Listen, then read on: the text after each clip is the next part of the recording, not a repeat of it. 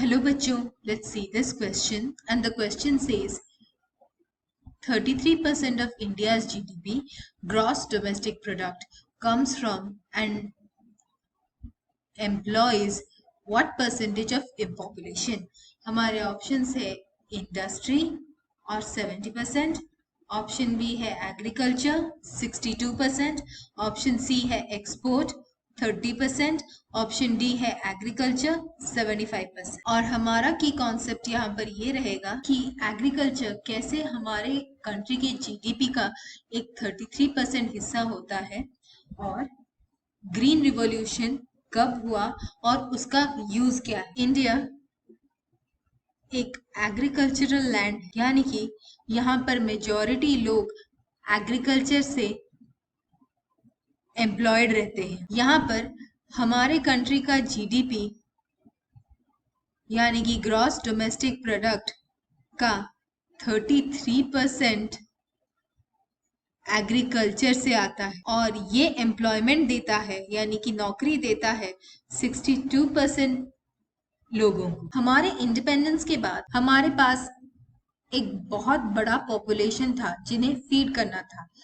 उसके लिए हमारा यील्ड एग्रीकल्चर का यानी कि हमारे एग्रीकल्चरल प्रोड्यूस बहुत ही कम थे और इसे इंक्रीज करने के लिए हमारे पास दो ऑप्शन थे, या तो एग्रीकल्चरल लैंड्स बढ़ाने थे या फिर प्रोड्यूस पर लैंड बढ़ाना था। लैंड बढ़ा नहीं सकते एग्रीकल्चरल के लिए क्योंकि एग्रीकल्चर के लिए फिक्स्ड लैंड होते हैं जो कि अच्छे सॉइल साथ हो या फिर वो प्रॉपरली इरिगेट हो सके।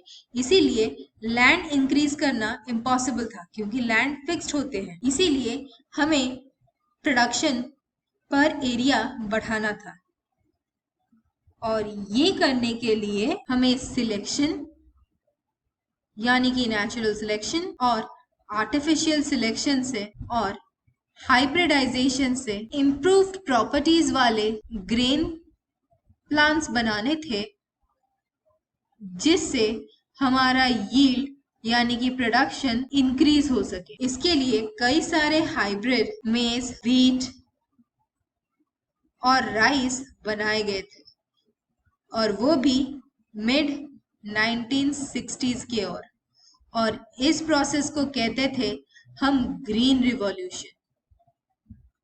ग्रीन रिवॉल्यूशन से हमारा यील्ड पर एरिया बहुत ही ज्यादा बढ़ा था। तो फिर हमारे क्वेश्चन के हिसाब से 33% of India's GDP comes from option B agriculture और एम्प्लॉयज 62% ऑफ पॉपुलेशन।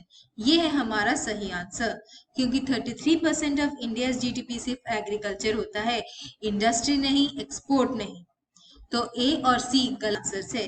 डी का पहला पार्ट एग्रीकल्चर सही है और लेकिन ये 75% नहीं 62% एम्प्लॉय करता है पॉपुलेशन का, इसीलिए ऑप्शन डी गलत है।